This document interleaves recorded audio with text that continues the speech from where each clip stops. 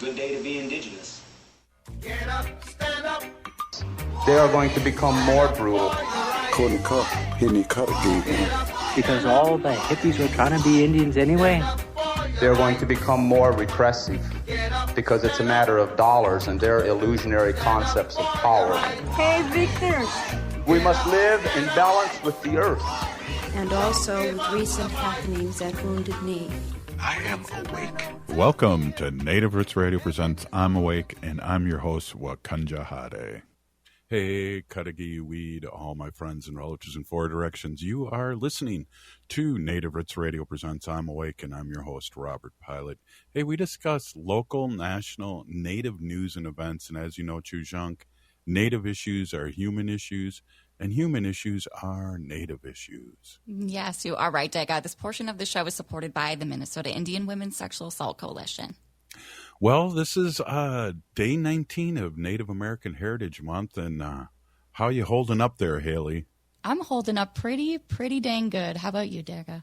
Doing good. Still have a little cold, you know, still trying to make things happen here. I had a reprieve, and then I had a fallback, and this is something that's going around, I've heard, too, that this little teeny nagging little cold I have. I know. It always kind of seems to hit people before the holidays and then kind of after the holidays. So it's important to kind of get better and before you spend some time with your relatives coming up. Yeah. Hey, speaking of hit better, we got our friend Ruth Buffalo, Minnesota Indian Women's Resource Center, and I think she was throwing an axe earlier this week. I'm not sure. Welcome, Ruth. Dosha, yes, thank you for having me. Right on. Hey, were you able to go down to Flannel Jacks and throw the axe? Yes, we were. We went Sunday and it was fun. So we have one more Sunday for fundraising.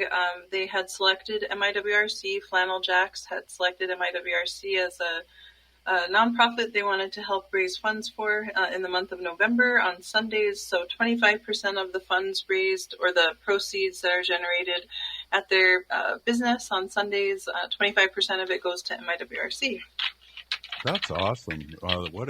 What a great opportunity and to get the word out, too, with such a great organization.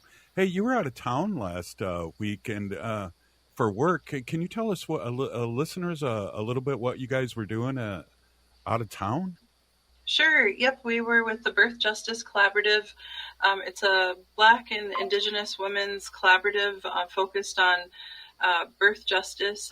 There's a group up north Minneapolis, African American women and Black, and then down here in the south side is Natives, Indigenous. And so we're one of the three partners along with DIW and NAC, who are working towards getting an American Indian birth center here in Minneapolis.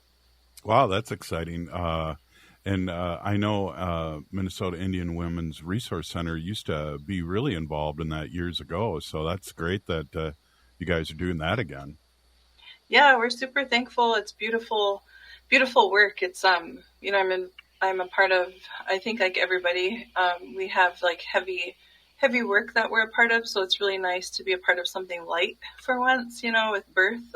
And all of us have, unfortunately, some common denominators with the group I'm with, is that we haven't had pleasant birthing experiences, even for our firstborns, and so that was kind of one of the commonalities that the Native women in my Master of Public Health cohort shared, was just having bad experiences when it should have been like a beautiful, what is a sacred time. And so based off of, for a number of reasons, we were treated poorly. Wow. Wow, that's a heavy statement. I know a friend of mine had a really rough first pregnancy too, and we're godparents of her children, and so that's great to have you guys and other organizations out there speak out on that. Yes, for sure. I think it's just everybody's responsibility to help where they can, be good to one another, help each other live good, healthy lives. Don't be bullies. Don't be cyber bullies. Don't contribute to harming one another. It's just how can we be good relatives to one another? Yeah, definitely. I know you only have time for a quick segment today. I want to always get how people can find out more about your organization and how they can support you. So before, I have a good memory, but it's short. So before I forget, I got to please ask you to remind our listeners out there. Sure. miwrc.org. That website will link you to all of our socials. We have a big event tomorrow. It's our groundbreaking for the housing renovation project of the top 2 floors.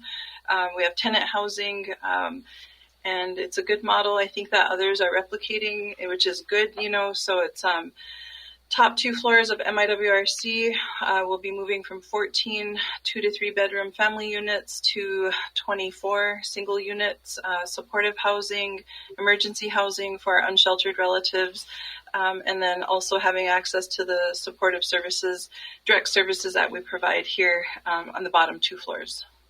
That's amazing, going 14 to 24. That is totally amazing. And again, your organization, Minnesota Indian Women's Resource Center in Minneapolis, in the Twin Cities here, is a beacon of hope to a lot of people. So I just always have to say a big peeny gigi to you, Ruth, for stepping up and leading this organization in a good way. Odds are good odds, yep, but it's so important that we continue to be good to one another, be good relatives, don't harm one another, whether it's online. I think people have such courage online, but in person, it's quite cowardly. So I think we should really be good relatives to one another. That's the bottom line that I hope we get across moving forward, and period. Elected officials are not. Please be nice to one another. Please be good to one another, because everybody's humans. Everybody has families, children, just be nice. Be nice. Yeah, I agree. And thank goodness in my job I haven't been attacked that much. But it's a thing, and I'm glad you bring it up, because this, overt stuff does happen, and we all got to really just be, like you said, nice to each other. And especially these times, I mean, all times for sure, but these times too, we need to really unite in a good way. For sure. And I think, contributing to poor behavior doesn't do any one of us favors, and so I think we all have a responsibility to address this bad, poor, harmful behavior as well. Being silent basically is saying you condone these poor behaviors. And so hopefully, we continue to move forward in a good way and treat one another with respect, and set a good example for future generations, truly. And just realize that, we're all human, we're all pitiful human beings here for a purpose. And, we all come from different backgrounds. My mom, she grew up without running water, so that definitely shapes my worldview in being more understanding and finding ways to just be good to one another. Yeah, I mean, really good point. We don't know what people are going through, and so to be judgy and judgmental is not a good thing. And I appreciate you bringing this up, because it's just a really, really good reminder how to be good relatives. It is, and it's top of mind, because I was visiting with other Native women professionals here in the Twin Cities area, and they're sharing what they're going through, and it's just unacceptable to hear of how poorly, badly, Native women are being treated and targeted online. Cyberbullying is just unacceptable, big or small. And so it's just, when does it stop, and how do we hold these individuals accountable? I mean, when I was in office, I was attacked. My children were threatened, to be stolen. And people, to this day, try to cause harm online. And so it's a real issue, and we shouldn't condone this poor behavior, big or small, bullying online. Right on. And I appreciate you bringing this up. And Ruth, I always appreciate you stopping in and speaking your truth. It means a lot to us here on Native Roots Radio, and especially Haley and I. Matzagadatz. See you. We'll see you. Hey, this is Native Roots Radio. We'll be right back after this short break.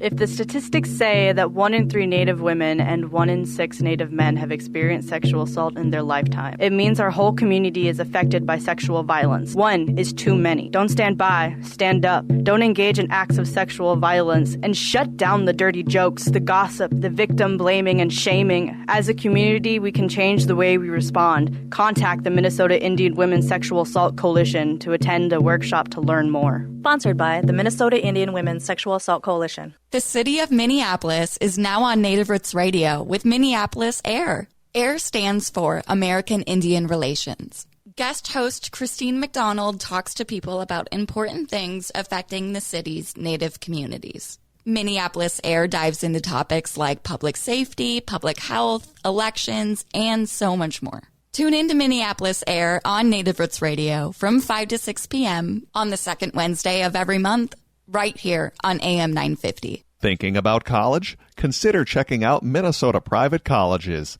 These 18 nonprofit institutions keep the focus on students with small classes and professors who will get to know you.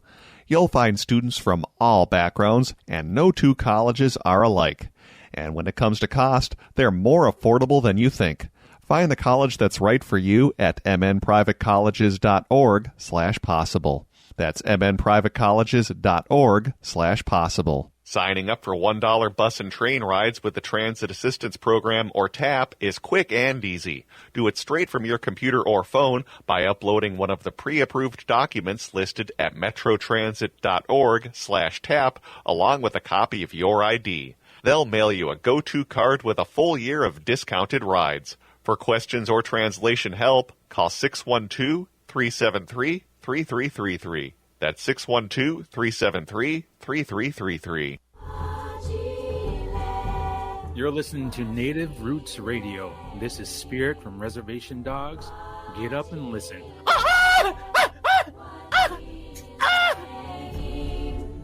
Welcome back to Native Roots Radio presents I'm Awake, and this is Robert Pilot. This portion of the show is supported by Native American and Community Development Institute, or NACD, in Minneapolis. Yes, we really appreciate their support, and what a great organization they are. Hey, we have our special guest today, and I really do mean that today. Special guest, we have Shannon Holsey, who's president at Stockbridge Munsee Band of Mohican Indians, and Kate Nelson, an award-winning independent journalist. And really good to see you again, President. Long time no see. It has, and congratulations on those new beautiful grandbabies, Robert. Oh, really appreciate it. We get to watch them every Wednesday and Thursday, so... You and Wendy have to be thrilled by that, huh? Oh, definitely. You know, a little apprehensive at first, and then you just can't stop but love them. That's right. You just can't wait to see them, and every week is different, and... It's amazing, but enough about me. You guys have a big event coming up here, Uplifting Native Voices, here in Minneapolis, and in one of my favorite buildings. Yeah, we do. We have the What She Said panel coming up. It's part of a global speaker series hosted in the Fauché Tower, one of the most iconic buildings in downtown Minneapolis. And in honor of Native American Heritage Month, the focus is on uplifting Native voices, and what's more Indigenous than speaking with a panel of strong matriarchs here in the Twin Cities. Absolutely, and I love the Fauché Tower. And welcome, Kate. I didn't see you there. You don't have your camera on, so I didn't see it. So welcome to Native Roots Radio. Thank you so much. It's a pleasure to be here. Well, this is awesome. Let's talk a little bit more about this. It's a series of conversations. Kate, do you want to take it from there, and then I'll get back to the president? Sure. Like I'd mentioned, it really is going to be a free-flowing discussion. I mean, we could probably go on for hours, but it'll be a free-flowing discussion, doors open at 5. The speaker panel starts at 6:30. It should be a really delightful, robust conversation, but also an honest conversation about some of the issues that our tribal communities face. And, I think some of the topics that are front of mind for us. And in addition to that, there's also going to be a marketplace of Indigenous owned businesses that are, offering all of their handmade goods. So it should be a wonderful evening. Yeah, that's awesome. And President Holsey, one of the things we always like to talk about is how, our allies too that come to these things, if these things are for sale, they're for everybody. So don't be afraid, but to purchase these. Absolutely. Supporting Indigenous people is also engaging in this evolution of what we've seen, Robert, where there has been with Indigenous community entrepreneurship since time immemorial, from the original contact, but we're seeing an evolution of, our artists really finding a way to support themselves and do something that they're so passionate about. But as you know, Robert, it tells our story in a different way. It is not just to be enjoyed, but there is collectively a story behind everything that is made by Indigenous artists. And there's a story to be told and a story to be shared. And it's a beautiful thing. And sometimes as we navigate, to your point, allies, sometimes that's the safest place to start because it invokes the conversation. It invokes, what that piece is telling us. And it comes from the lens of the artist and their lived experience. So it's a beautiful thing. Yeah, it really is. Kate, we got Shelley Buck and Sharon Day and yourself and Shannon, President Shannon Holsey. That sounds like a great panel. Well, and building on, what Shannon mentioned, it really is about, I think, breaking down some of those stereotypes that are just so commonly held about our tribal communities, that our experiences and our cultures are a monolith. And I think you're going to find that, even in the discussion, that we're all bringing our own lived experiences to that conversation. And, you bring 5 strong Indigenous outspoken women into a room, and we're not necessarily all going to have the exact same perspective on topics, which I think is the beautiful thing about what we're seeing and having Indigenous voices amplified is that it's showcasing, again, just that range of our identities, our perspectives, our approaches. Well, that's a really good point, Kate, that, there are 570 recognized tribes, and we all don't do the same thing the same way, but we're pretty similar, but not really. Exactly. There are definitely shared values. What I like to say is, if anyone approaches me and says, well, you guys must all know each other. And I say, no, we don't. But the funny thing is there aren't that many degrees of separation, especially, in a place like the Twin Cities where we have such a, really thriving, tight-knit Native community. But it is that idea that, again, we're celebrating our similarities and our shared values, but we're also celebrating how we're unique. Yeah, absolutely.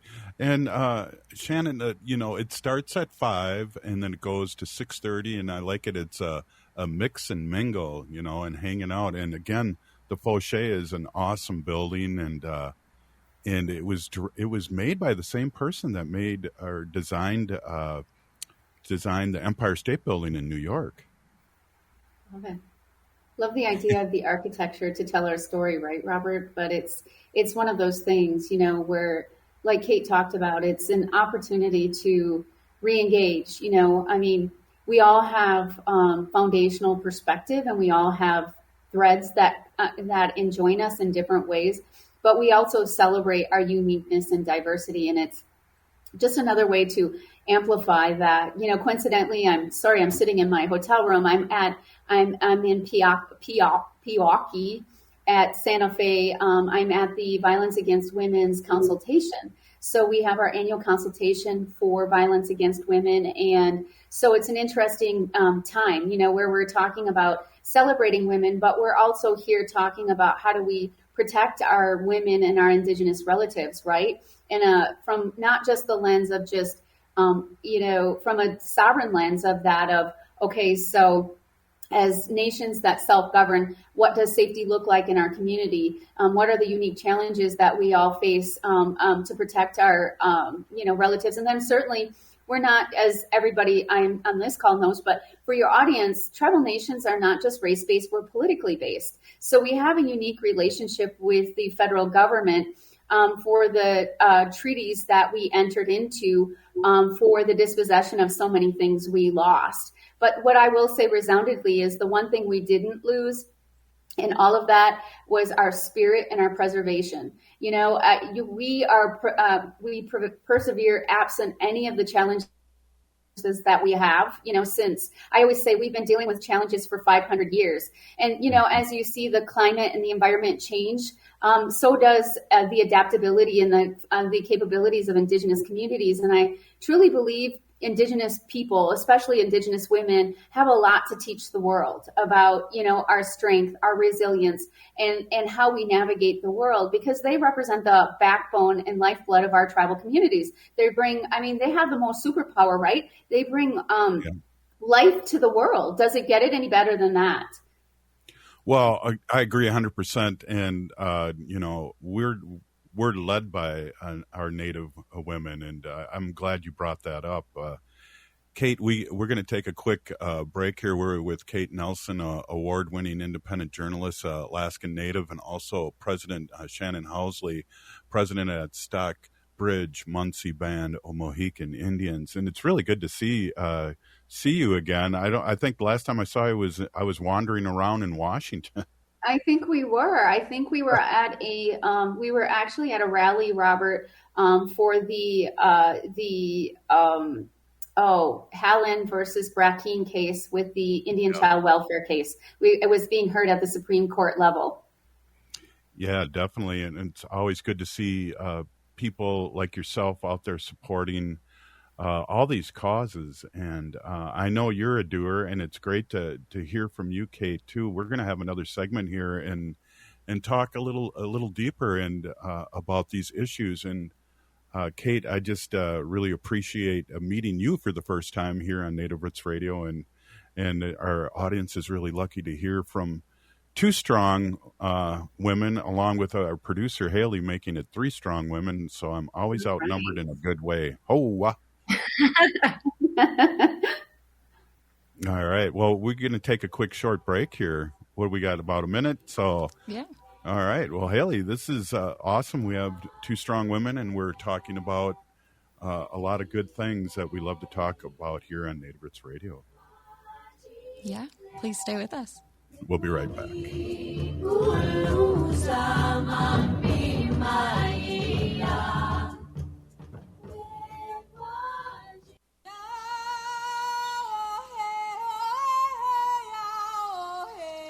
This is Leonard Peltier. I am in Coleman 1 U.S. Penitentiary, and I'm listening to Native Roots Radio. And we're back to Native Roots Radio presents I'm Awake, and this is Robert Pilot. Native American Community Clinic on Franklin Avenue in Minneapolis, honoring health and tradition. Yes, they do. Hey, we are here with President Shannon Holsey of Stockbridge Munsee Band of Mohican Indians, and Kate Nelson, award-winning independent journalist, Alaskan Native. Really good to have this talk. We're talking about the event coming up, What She Said, Uplifting Native Voices, and that's this Thursday, November 21st at the Pochet in downtown Minneapolis. Just look up. I know there's a lot of tall buildings, but until 1973, that was the tallest building in downtown Minneapolis, believe it or not. Yeah, I haven't been in there, but yeah, I heard it's going to be the event to go to. Right on. So welcome. And President Holsey, I want to ask you a quick question.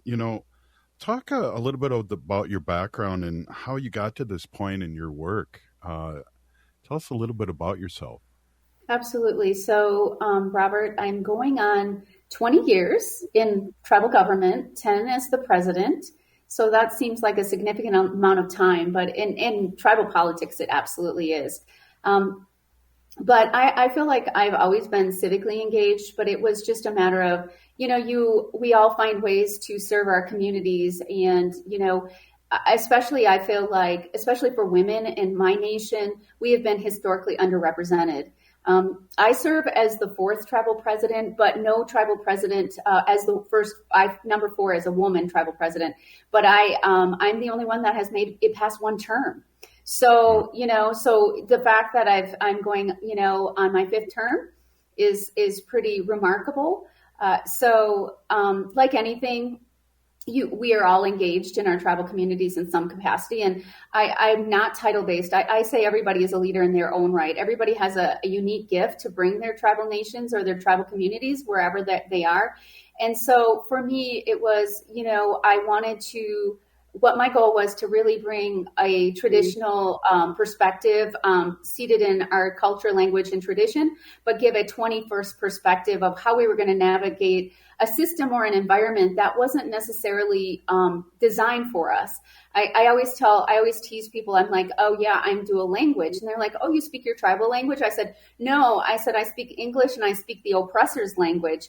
I said, because that's really we're navigating systems that weren't designed for us or with us, historically. So I saw, the challenges that we faced in our tribal community. And I felt like I serving on the board of directors for over 10 years, I felt it was time for me I had gotten my education and I had done different things, but it was time for me to step up or step out. I felt like, I really needed to bring my nation around things and help organize, and interestingly enough, I never thought in my lifetime, in my career, that we would be able to manage, a pandemic, a global pandemic, and manage different things. I'm a child, a descendant of all 4 of my grandparents and grandparents are byproducts of the boarding school experience. They all attended. And so, and they have been through multiple challenges, including all of my grandparents were born before a time that they were even recognized as U.S. citizens. So it was a very challenging time, but yet I through their resiliency and their quiet navigation, I took great strength in that. And I felt like I owed it to them. I felt like I owed it to myself to put myself out there and be vulnerable and say, if men historically in our tribal nation can do this, and so can women, for the simple reasons that I expressed earlier. Women represent the backbone and lifeblood of tribal communities or communities in general. And so I felt like we needed to bring a different perspective, where we, were able to present ourselves in our truest sense, be vulnerable, admit we didn't have all the answers, but try to build community and consensus around that and build a healthy community. And so that was my primary goal and drive. I never aspired to be a tribal leader. I was literally, before I even ran for council, I was at a social justice event with Ada Deer, our dear friend Ada Deer, a former tribal leader, well known in Indian country, who helped her tribe regain their federal recognition after being terminated. She's run for political office. She's just an amazing woman. And so we were talking and she was asking me, and so she's like, so what are you going to do? And I'm like, well, I don't understand what you're saying. She's like, well, you know what? It's time to put up or shut up. It's time for you to get engaged. Women need to hold spaces and positions and help navigate. And I'm living proof that it's possible. So, I took great strength from that, but I felt very supported too. It takes a village when it comes to these types of things, and it takes women to support other women in any capacity. That's when you have healthy, thriving communities. And, there is so much lateral violence that takes place in communities all over this universe. But especially you find that in tribal communities, especially with Native women. And, and I was just like, I need to example what healthy relationships among women looks like. And I need to be able to demonstrate that by my actions. Wow. Well spoken. And wow, we really miss her too. She just passed on just recently. Kate, Kate, what brought you to this point of your career in your life? What brought you to where you're at? I, despite being Tlingit, I grew up in northwestern Minnesota pre-internet. There are probably some people who have never experienced that, but magazines were how I connected to the greater world outside of my small farming communities. So I always knew that that's what I wanted to be doing. Came down to the University of Minnesota, studied journalism, started working in magazines, specifically lifestyle topics. So culture, art, food, travel, style, all of these topics that I think everyone can really access.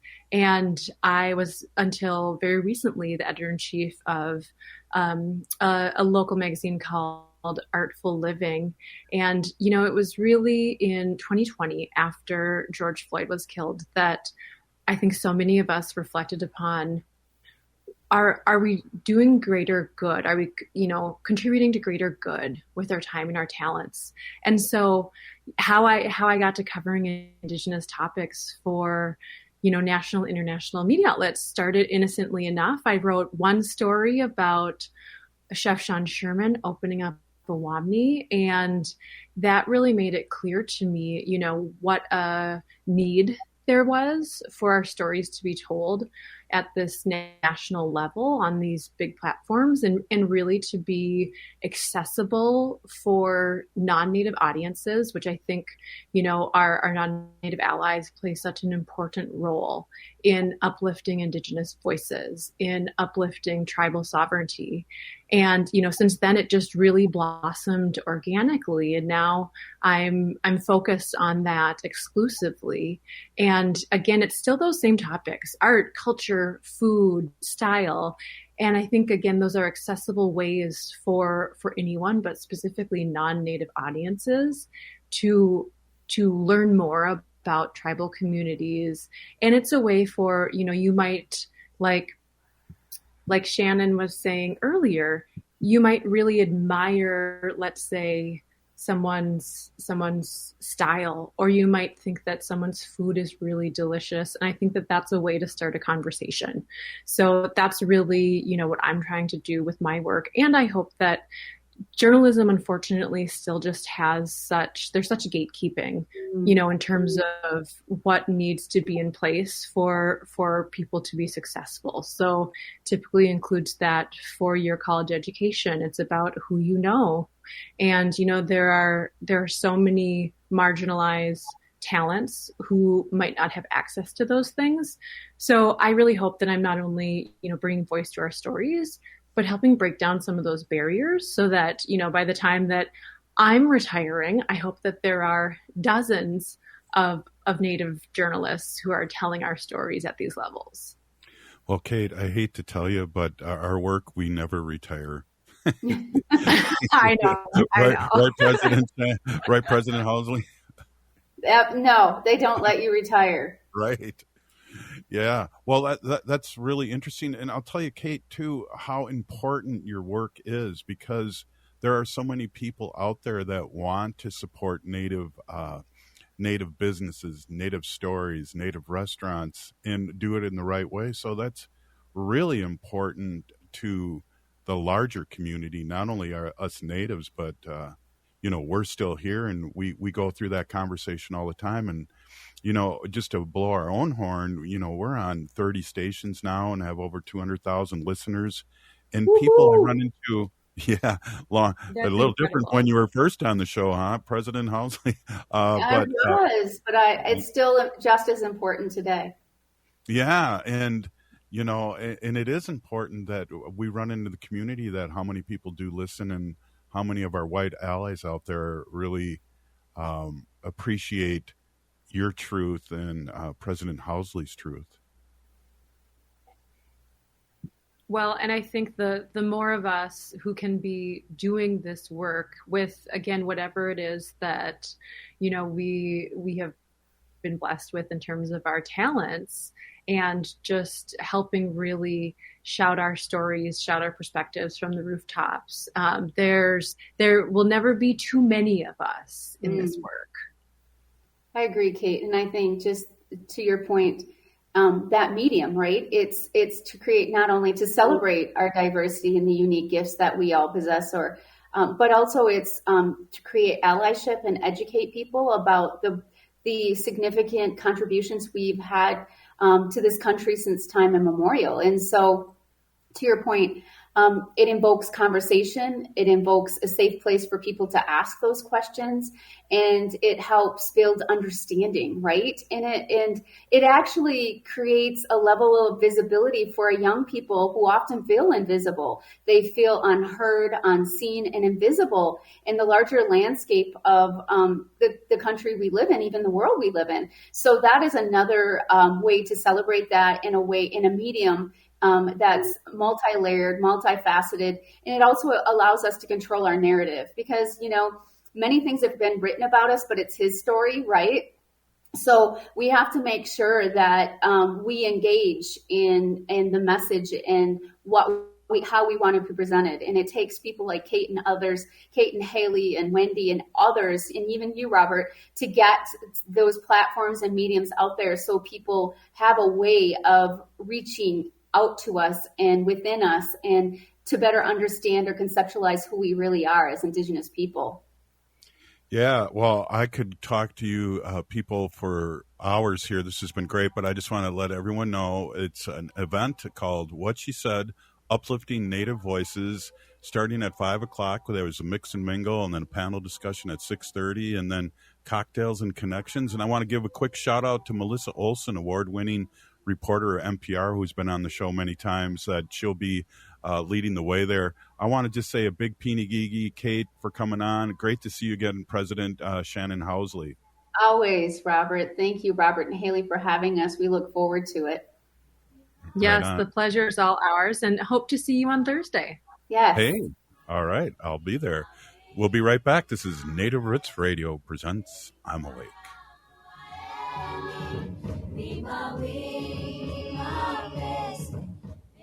Programming on Native Roots Radio is supported in part by MnSure. Looking for health insurance, but not sure where to start? MnSure has you covered. You can find discounts, compare private health plans, and see if you qualify for free or low-cost insurance. Plus, get help from an expert so you save on the coverage you need.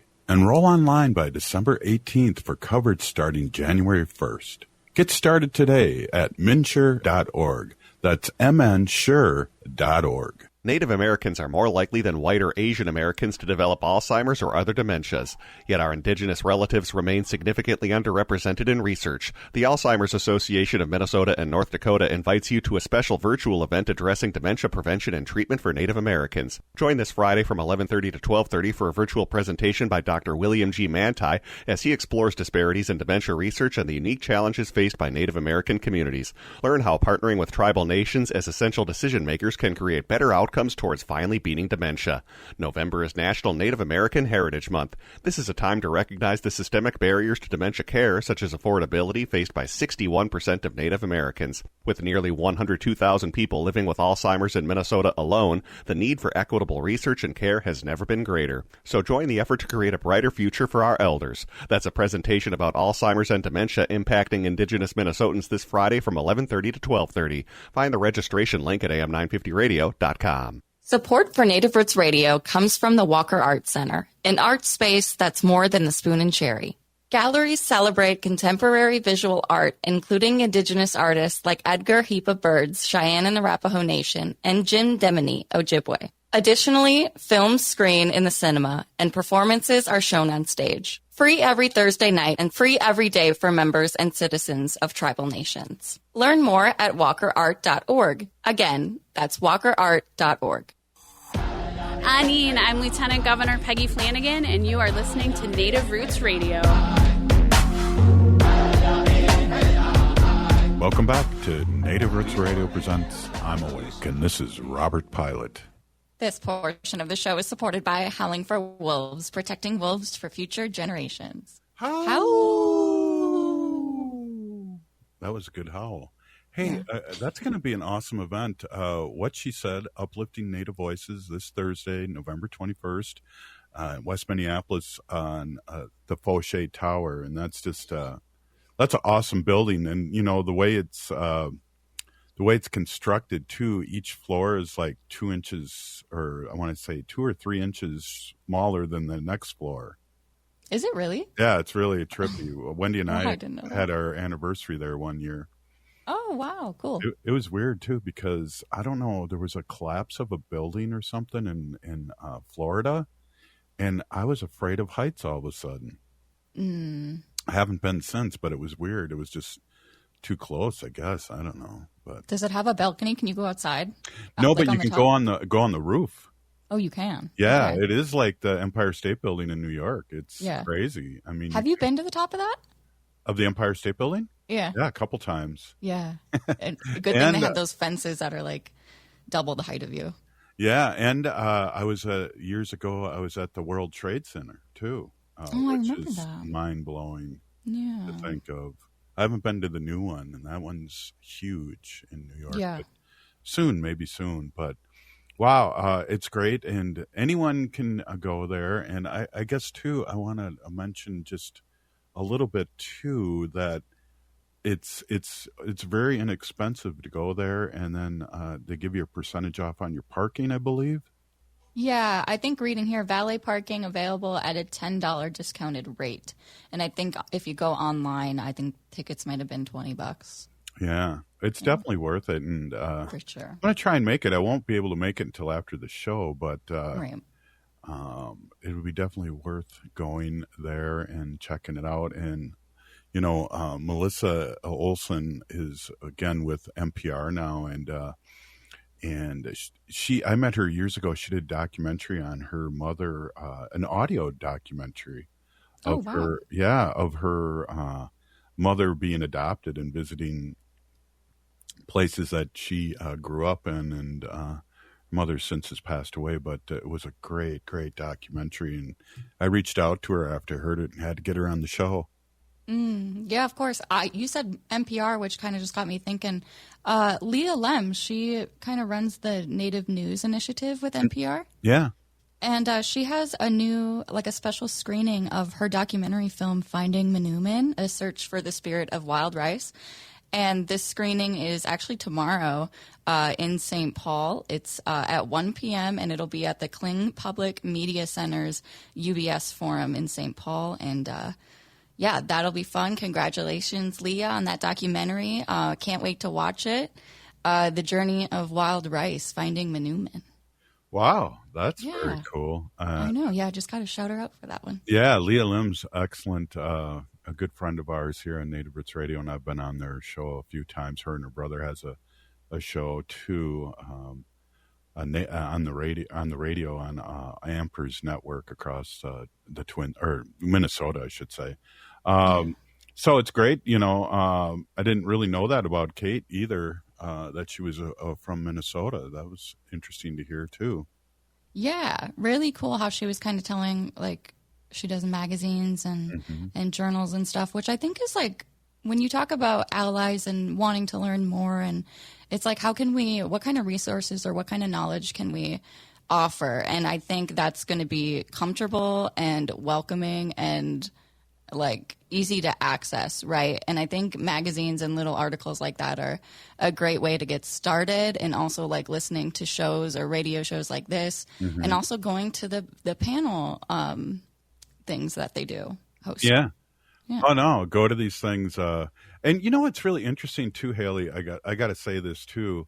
Of course, it's Native American Heritage Month, but to me, a lot of times, a lot of stuff going on, sometimes at the same time, and right. You know, not to mention our show, and it's just like that's a really good problem to have.